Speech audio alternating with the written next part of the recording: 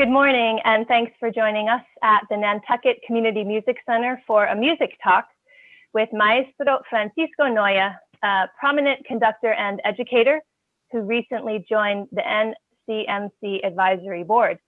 I'm Greta Feeney, former executive director of the NCMC and currently a member of the voice faculty here.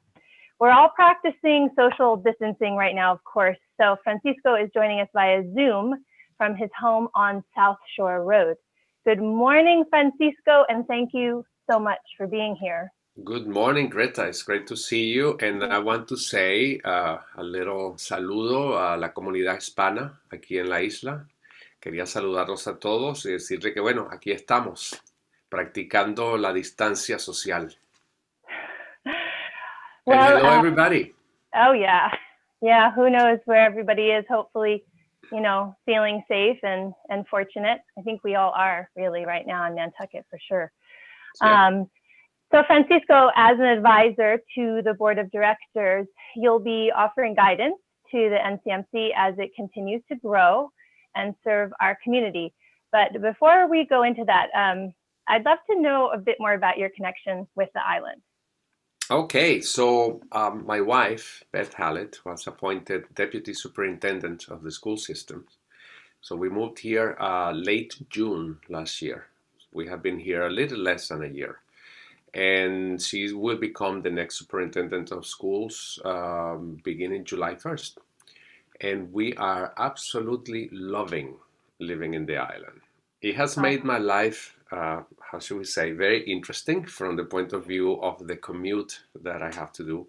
As you know, I am in the faculty at Berklee College of Music in Boston, and I'm also conducting 3 different orchestras. I work with the Boston Civic Symphony, where I'm music director, and the New Philharmonia Orchestra in Newton, where I'm also music director, and I'm resident conductor with the Rhode Island Philharmonic in Providence. So that, as you can imagine, I'm a frequent flyer for our ferry system. Yeah. And now everything has stopped. All the orchestra seasons have been canceled worldwide, as unfortunately because of the pandemic. And in regards to the teaching, we migrated all of our teaching that we do at Berklee. Everything is now being done online. So I am teaching the same amount I was teaching when I was present, physically present in the college, but we're doing it all via Zoom. Yeah, absolutely. As we are at NCMC here, Right. we hit the ground running. Yeah, but this is really nothing new. You know, I mean, we've been doing this, and you as a musician, you also tour a lot, Yes. I'm sure. Yes. So, yeah. Well, let's get into a little bit about music education, and I'm really pleased to hear that your wife is also an educator. So you Yeah, two and are also she's also a musician. She plays viola and violin. Oh, fantastic. Yes. So we all know, or hopefully know by now, that there's a lot of research that substantiates that making music central to the education of young people yields so many benefits. But unfortunately, many school systems still face cuts to budgets for arts programs. Hopefully now that your wife is here, we might see a little bit more of an even distribution of funds between field hockey and the chorus. Just teasing. No, I completely, I agree with you, but I have to say, coming from a family of, my father played professional soccer. So I grew up surrounded by sports as well. Yeah. And I can see the importance of both sides. So I am not advocating that we take funding from the field hockey team or definitely not from the soccer team. But there has to be a good balancing of both sides. As a musician, you know you have to have a good relationship with your physicality, right? Because you need to be able to play your instrument, you need to engage your ears. So it is very important to maintain good physical as well as artistic and mental discipline. Yeah, so thank you for that. And of course, you know, I think one of the most interesting stories I've read is how a lot of corporations actually refer to symphony orchestras as one of the most efficient ways to communicate really eliminating a lot of the more tedious or inefficient top-down decision-making, because it's just this perfect way of communicating seamlessly, and everybody's literally on the same page. So, obviously the parallel that you made to the value of cooperation and seamless communication between a sports team and an orchestra, is absolutely spot on. But and is there any more that you could elaborate on about music education? Do you feel there's a particular benefit outside of focus, which is something really that I've noticed is immediately improved? Maybe community. I mean, you started your career in Venezuela as a part of El Sistema, which is really just, if people don't know about this, maybe you can go into a little bit more about this extraordinary culture, really. Well, it all began, this is back in 1975, 1976, under the guidance of a very brilliant mind and musician, Dr. Jose Antonio Abreu, who was the founder of El Sistema. I was part of that first generation. I was not founding the system. I just happened to be one of the young musicians that benefited from the system starting at that time. The idea was to create a whole movement of youth orchestras nationwide. And that, of course, we didn't have enough musicians to form this network of youth orchestras. So we began by training other musicians. So it all expanded. It created a whole network of young musicians that came out of that particular age. Now the system has become a model worldwide as to a way of integrating music education, and actually it's a philosophy of life. It's a brilliant example to follow. Not everything can be adapted to every culture and to every society, but there are so many things that we can, at least here for us in the island, there are so many things that we can learn from that and that we can adapt to our environment. Yeah. Can you talk a little bit more about the benefits outside of the music training and the obvious benefit to kids, but there's also a social component, which absolutely, yes. I mean, right now, particularly difficult because we're doing everything through a camera, right? But when you are in the same room with the people that you are hanging out with and making music together, there is a different level of communication. The non-verbal communication that takes place during a concert, let's say. Next time that you look at a video of an orchestra performing, or a string quartet, or a jazz band performing, look at the eyes of the players, and you will see that, yes, a large amount of time they're focusing on the music they're reading, but once in a while, actually more frequent than you think, they are glancing to the side because you need to see what your colleagues are doing, and you need to hear what your colleagues are doing, and you have to be doing a lot of it's not guessing. You have to anticipate where the next thing is going to be, so you are there at the same time, right? So there is a lot of brain engaging at different levels. It's not just the ears that are engaged. It's also your perception through your skin. You perceive sound through your skin, and your eyes are also very engaged in everything that's going on around you. Music is a distributed system in the brain. And there are some very interesting examples of people, for example, that have had a stroke, or people that have had, unfortunately, dementia, Alzheimer's disease, and whatnot.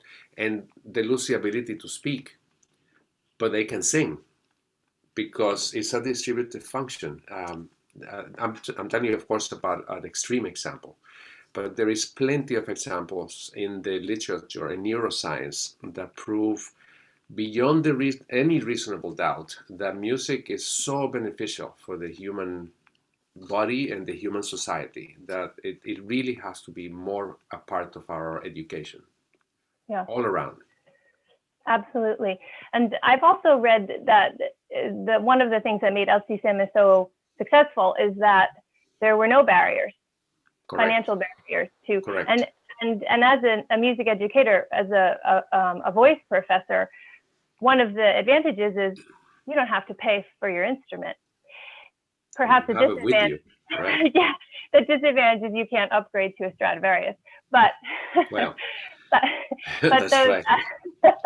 but those students are supported, really, and it's government Yes, support or is it corporate support? correct. Yes, yeah, it is like that's what I was saying. There are so many things that we can learn from the example of a Sistema, but there are also some things that are not translatable to our everyday reality. El Sistema began in the 1970s in Venezuela at a time of an completely extraordinary economic situation. It was the oil boom of the 1970s. So suddenly the country found itself flush in resources and money. And this money was Jose Antonio Abreu again had the vision and the good sense of directing a good chunk of the money that was coming from the government into the arts organization, into this educational enterprise. And it was not by any means just teaching young kids how to play the instrument. It was providing the instruments and providing the instruction. When we started the youth orchestra in the city where I was living in Valencia, the first day that we got together to play, there was only 14 of us. By the time I left to come to study here in the US 2 years later, I had gone from being one cello player in the orchestra to being the conductor of the orchestra, and we had gone from 14 to about 90 in a period of a year and a half of 2 years. Now, that 90 kids, imagine that there weren't 90 kids that knew how to play an instrument. There were no 90 instruments. So all those instruments had to come from somewhere. That's where the financial stimulus comes, right? So here in our culture, it's very difficult to think of the government providing those things, but there are means that we could go about. Definitely private foundations, public foundations, and donations. Excuse me, donations from many sources that could help alleviate the need for instruments. Absolutely. I think it's those string programs, student orchestras Yes. that really indicate that a community values the arts. Hmm. I think they're the most difficult thing to put together. And not being a string instructor, it's my understanding that it takes 8 years to build a violinist. You really have to start them.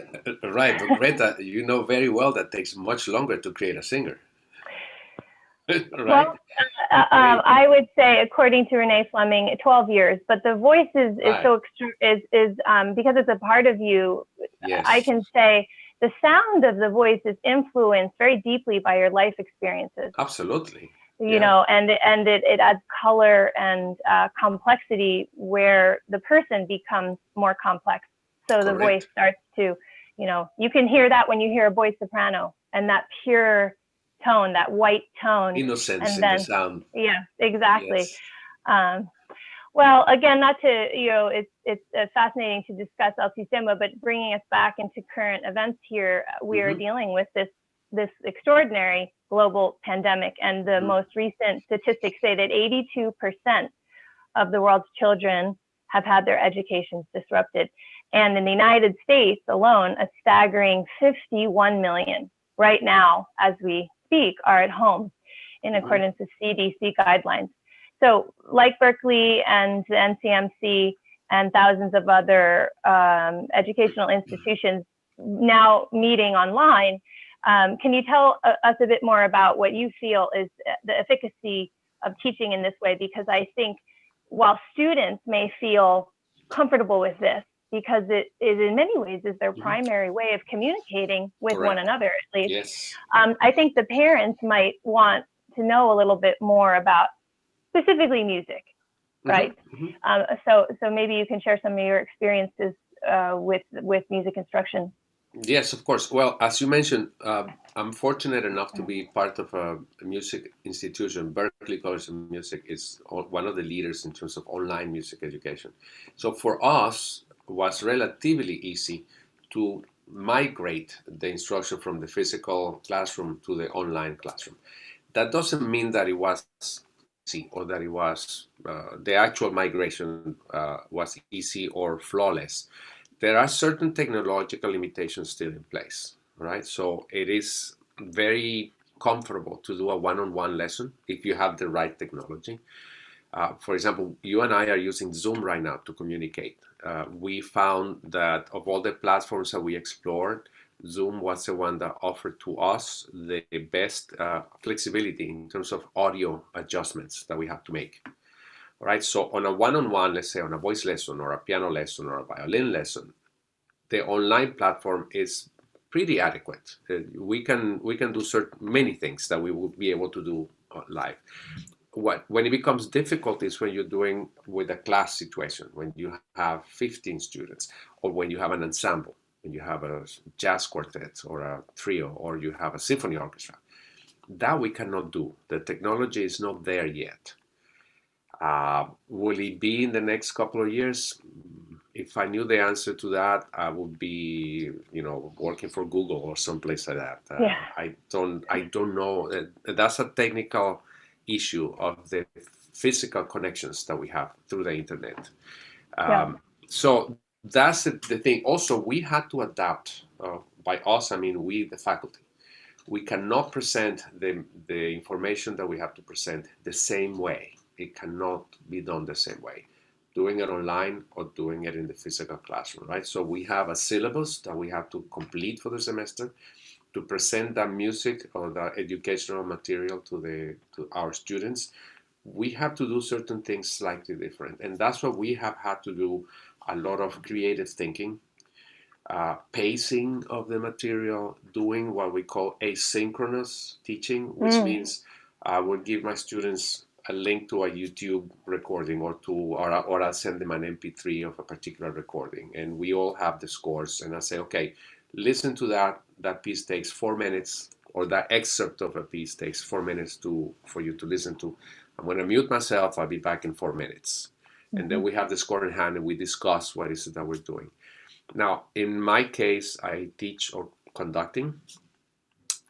There is an issue called latency, which means that when I do something here, it's going to take, depending on what connection you have, it's going to take 1 second or 3 seconds to get to you. And so synchronizing sound to that is that's a difficulty. That's why we cannot have an ensemble play together, because everybody's in a different time frame. So we have had to adapt all those kinds of things. In regards to the online teaching, is that the attention span is different. Okay, so if we normally will have a class that is 1 hour or 2 hours long, you find out that you have to make it a bit shorter. And it's not an issue of me getting tired. It's an issue of there is only so much information that you can pile up on people in a given time frame. That's why our TV shows, for example, when you're watching a TV program, they don't go on for 3 hours, and that's why there are commercial breaks. Well, the commercial breaks have fulfilled a different purpose, but in terms of refocusing attention, right? So we have had to rethink how is it that we're going to be presenting this material. This is an opportunity, right? It can be. It can be an opportunity, yes. And I think that the board obviously knows that, and I'm so grateful that you are going to become part of the family here, and in what is, it's a small music school, but relative to the population, it's not. Given we have 17,000 year-round residents, and we have almost 300 students.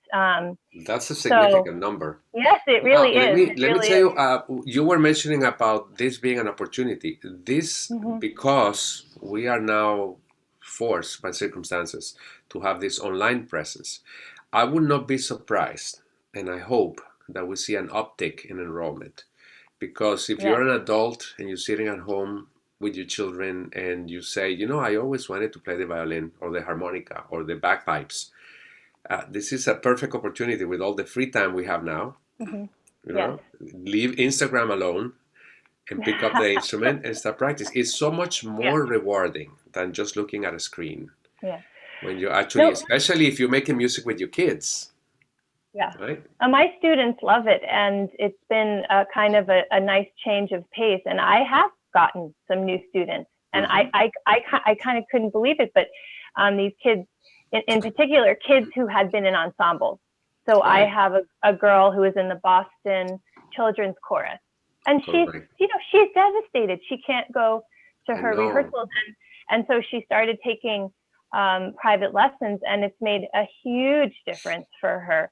And I do have my chorus meet online, and it is a bit chaotic, but they love to see each other. And I actually just have them all sing their lines independently, and they wouldn't do that for me when we were rehearsing. They were too shy, and I'm a nice teacher, I don't force them to. But in this setting, for whatever reason, even the shy ones are willing to try and sing their part. You know, I have seen the silver lining, and I hope that as we head towards the summer, we see a steady enrollment here. And for all the people who were with us today, that they have a little bit more insight onto that teachers have been doing this. We're experienced that kids are so facile with technology, and that while there are some disadvantages, there are also some advantages. And absolutely, I know one teacher who teaches a student with autism online, and that student won't go to an in-person lesson, but they will go to an online lesson. Wow. So that also really surprised me, that just this little bit of distance makes it possible for them to feel safe. So there are all kinds of stories kind of popping up that you know, show our ability to adapt to these situations. In any case, to kind of, you know, bring a close to, I mean, I feel like we could, you know, talk all day. I know you have to teach today. I have to teach I could today. Do this for hours. Yeah. Yeah. So I just want to thank you again. It's fantastic. I think the board is going to love talking to you, and just keep bringing the stories and this wealth of knowledge, and the international perspective in particular. I think is something that the big thinking, talking about El Sistema and bringing elements of that. It's more than just music lessons. It's way more than that. And so, yeah, I want to thank everyone who joined us today, and hopefully we'll have quite a few viewers here, and we will continue this format to grow our community. And of course, anyone whose curiosity has been piqued, I'm encouraging them to visit your website, francisconoya.com, for more information about you, and also nantucketmusiccenter.org, where you can learn about lessons, you can learn about what's going on here, and by all means, reach out and explore some opportunities here to either get started or continue your education here. So anyway, thank you. Have a great day. Greta. Thank you. And I look forward to meeting you in person soon. We haven't met in person yet. Well, I would love to sing for you at some point. So right, and I'm very pleased and very honored that I was asked to be part of the advisory board, and I really look forward to doing my best to help this wonderful organization to make our island even better than what it is. It's already a great place, but we look forward to it. Well, I think we're off to a great start.